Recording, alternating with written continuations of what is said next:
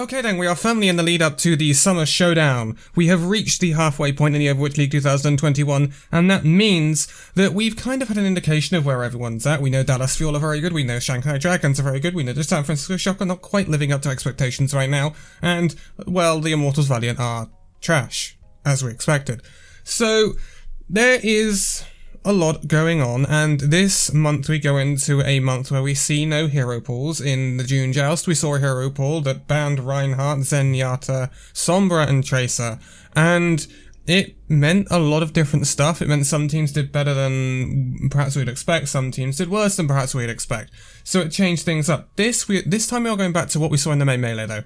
We're seeing whatever we want picked, and that means that the Rush, the EU Rush Brawl is pickable again, and things like that, which can have an impact on things. I'm not sure it's going to, but in this one we're going to look at power rankings, because before every single month we are going to do power rankings and power rank these teams based on their performance in the previous month, but how we think they are going to do this month. These power rankings demonstrate how I think these divisions will look after the month has ended. So, their standings, in other words, for the month. And, yeah, you can kind of go with what some teams are going to do, because you know they're going to be good anyway, but some teams are very unpredictable at the moment. Like Boston Uprising, they kind of did well and then collapsed, and then Houston didn't do as well last month as we saw them in the main melee. Atlanta Reign did so well last month, so, yeah, it's all quite up in the air, and it'll be interesting to see where everyone thinks that people should be in these power rankings, and these are obviously based on my opinion, and everyone can have their own as well in the comments section. That's what the comments section is for. Today we will be looking at the East region, and then in the next video we will look at the West region, followed by, obviously, we might do a little bit of a meta preview, and then go into the preview of the fixtures for the coming week, which is going to be very interesting, because we're going to see some fixtures that are kind of must-wins for some teams, I believe.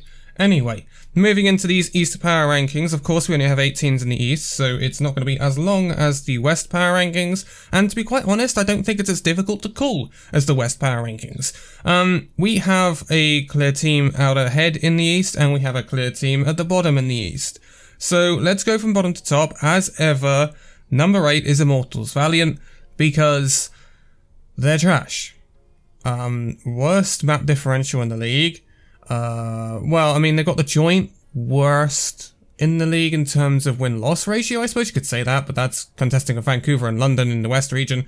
They are by far bottom of the East region. There's no one competing with them.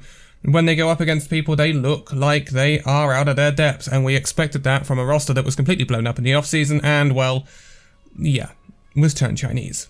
Immortals, you've done a fantastic job. Valiant aren't going anywhere for the rest of the season, I'm pretty sure. If anyone is power ranking the Valiant anywhere else than 8, I will be gobsmacked, I will say that. But let's move on from this tragic team and on to number 7, which we see the Guangzhou Charge occupy. Now, Guangzhou Charge, they're a weird team, right? They competed most of the June Joust with no coaches, or no official head coach, which is not great. They now brought back Sung Woo, who was at the Guangzhou Charge originally, then went to the Valiant, and is now back with the Charge. Also had time at Meta Athena. And, this team has potential, but I think it needs very good coaching to reach that potential, and I don't think it's got it, if I'm honest. I think, again, Guangzhou Charge last year were very good in their meta, when it hit them in the right place. And I think it's going to be a very big case of that this year. If we went into a heavy Genji meta, or something like that, we would see someone like Choice1 pop off. Like, big time. But unfortunately, that's not happening, despite what Dallas Fuel are trying to tell you. So, although Genji might be ever so slightly viable at times, if you're Dallas Fuel and you're absolutely gods at the game, then it's not going to go too well. And Guangzhou Charge are coming unstuck. Although there is gradual improvement, in my opinion, in the Guangzhou Charge, Jihan's got slightly better. It's slow. It's very slow work. And I don't see them being able to kind of take down the teams above them. I just don't. I think every team above them has just got that little bit more that the Guangzhou Charge just don't have right now. It's going to be a longer project, I hope, for the Charge. I think there's I think there's potential longer term if you give it this season. Yeah, it's not going to be a great season, but if you use the season as a building platform, make a few changes at the end of the season going into 2022, and then maybe you're looking at a charge that's much better than what we're seeing now. And if they stick to that longer building process, I think it can work. We will see though. We don't know. We don't know, and that's why I can't put charge any higher than 7th. In 6th, we have the Chengdu Hunters. Now, this may be a little bit low, but Chengdu Hunters I do not trust, because they looked mediocre, to be quite honest, during the June Joust. They looked great during the May Melee, don't get me wrong, but they looked mediocre during the June Joust. What is coming back for the Chengdu Hunters is Tracer and Sombra, which is going to significantly help them. That is for certain. However, when I look at the teams around them, New York Excelsior, Seoul, and the teams, the best teams like Philly, Hangzhou, Shanghai, I'm starting to think, do they really have the capability to beat them? Or were they catching people off guard in the May Melee, and now, as I said back then, it's starting to wear off. The surprise factor has gone. And so people are wise to the Chengdu Hunters now, and are like, okay, that's how we deal with them, move on. And that's what I'm worried about with the Chengdu Hunters, and that's why I'm not ranking them any higher. I think they are very good at catching people off guard initially. But as soon as they're out of that initial shock phase, they get shown up, unfortunately, and they get countered. So, again, Chengdu might surprise with no hero pools and they bring back more Sombra Tracer play, but I don't back them to, in all honesty. Just above them, in 5th, I've got New York Excelsior. Now, New York could be below Chengdu. I will be perfectly honest with you. I don't think they're below Guangzhou, but I think they could possibly be below Chengdu. I'm giving them the benefit of the doubt, though. We have to give them the benefit of the doubt because they did get to the June Joust finals. Yes, they may have been absolutely smacked at the June Joust finals. Like, we can't gloss over that. They got wiped off the floor, right? But they beat the Hangzhou Spark in the lead up to that. Hangzhou Spark were the #1 seed in the June Joust.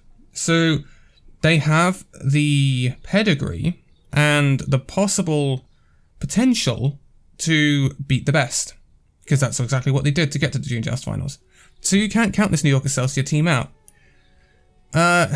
When you compare them to the better teams, though, it starts to become rough, not going to lie.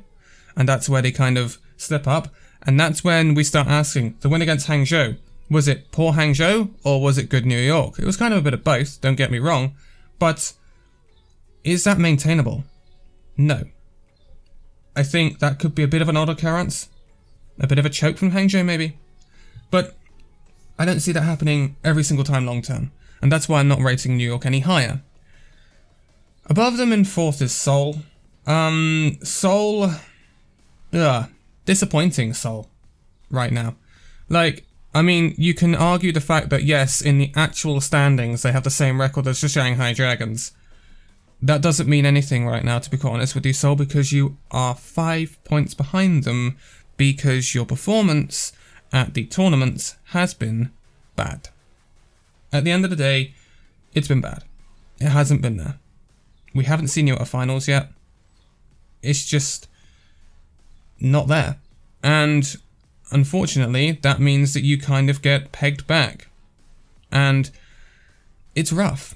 Don't get me wrong, it's rough. Like, when you're looking at Shanghai, who have been to 2 finals now, Chengdu have been to 1, you've seen New York at 1.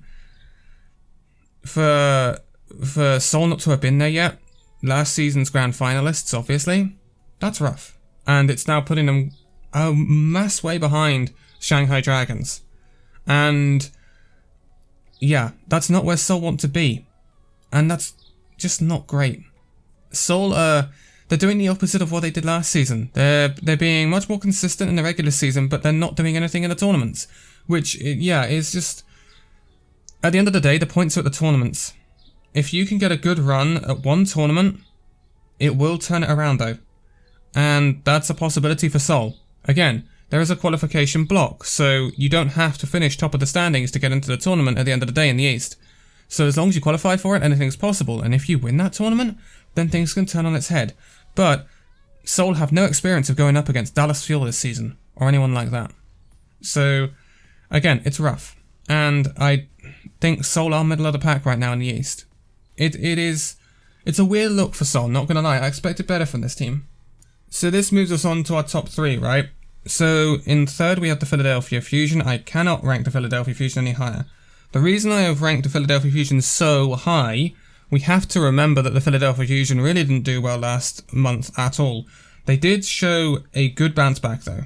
They did show a good bounce back after a terrible first week in the June Joust to get 2 wins on the board, but they did drop a map to the Valiant, which is something a team of Philadelphia Fusion's capability should not be doing. Simple as that. That just not happen. It should just not happen. Philly, I believe, are getting Funny Astro back. They do still have Toby, so that offers Philly a lot of flexibility, perhaps a change in the style as well, a bit, although Philly are still very aggressive. And it'll be nice to see Astro back if he really is truly back.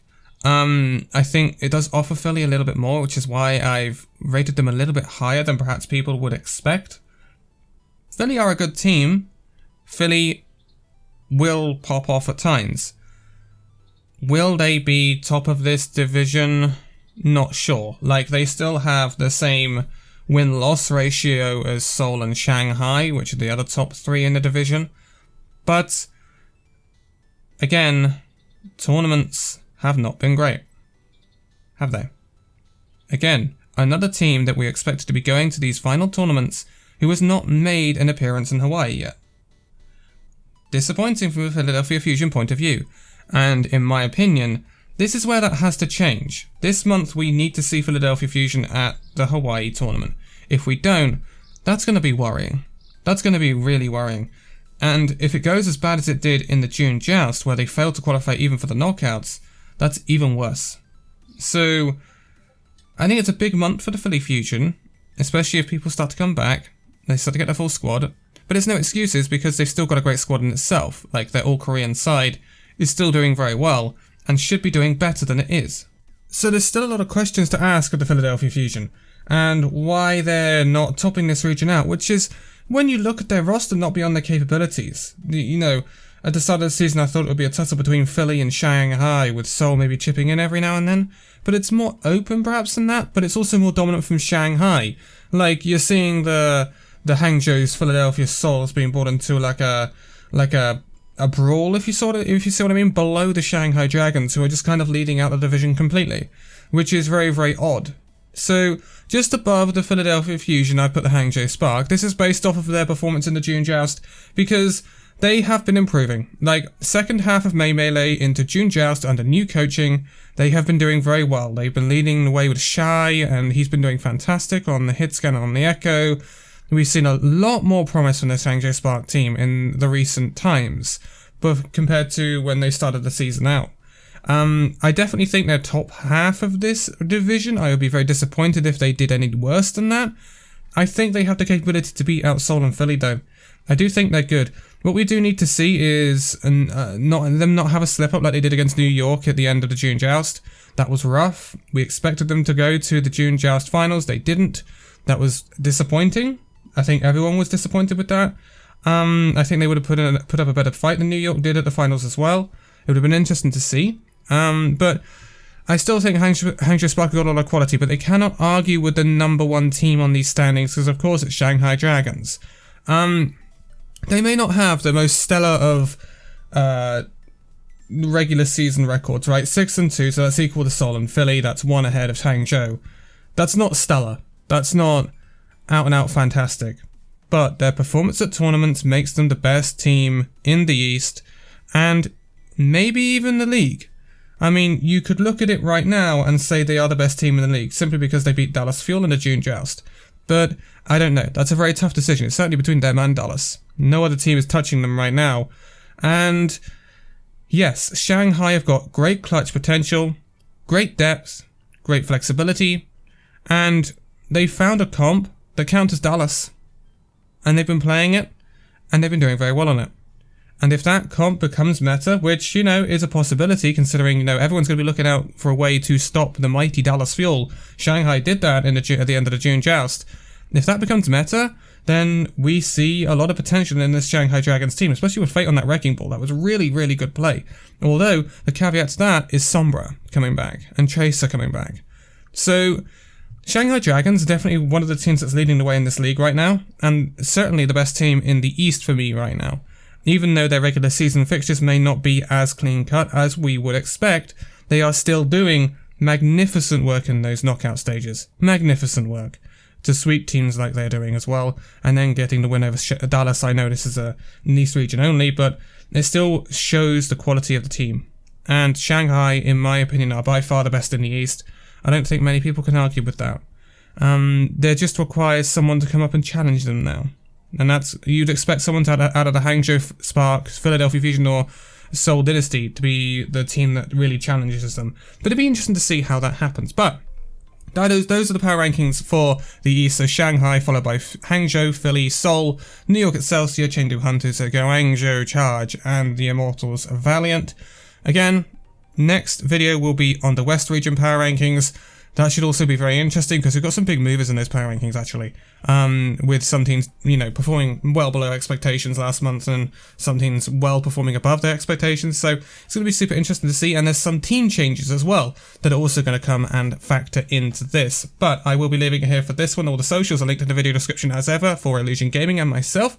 Make sure you give the Twitters a follow. Make sure you give the Twitch a follow. Make sure you join the Discords for discussion in those as well. But for now, thank you guys so much for watching the video. If you'd like to give a like, subscribe if you're new, and I'll see you in the next video. See you then!